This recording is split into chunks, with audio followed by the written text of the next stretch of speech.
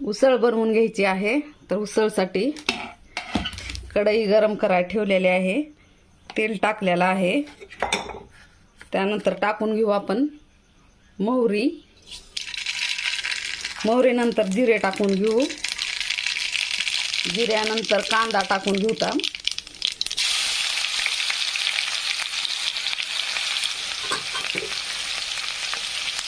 कांदा छान असा फ्राय होऊ द्यायचा आहे आपल्याला।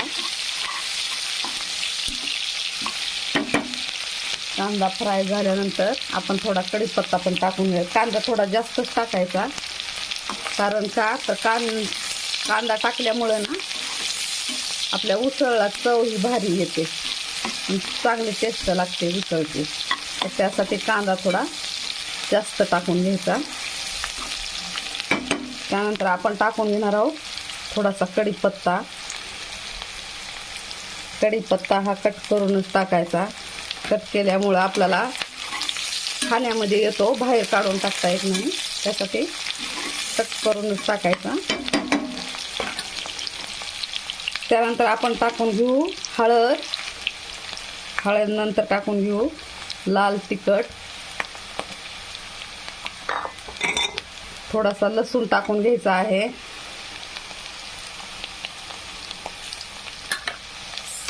सर्व असं एक जीव करून घ्यायचं मस्तपैकी।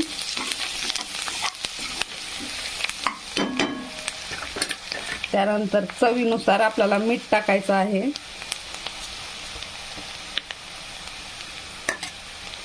आणि टाकायचं आहे काश्मीरी लाल तिखट। तर सुंदरपैकी आपली उसळ भारीच होणार आहे। कांद्याला जास्त करपू पण द्यायचा नाही, मध्यमच ठेवायचा। नंतर आपल्याला टाकून घ्यायचे आहे उसळ, धुवून स्वच्छ घेतलेली आहे।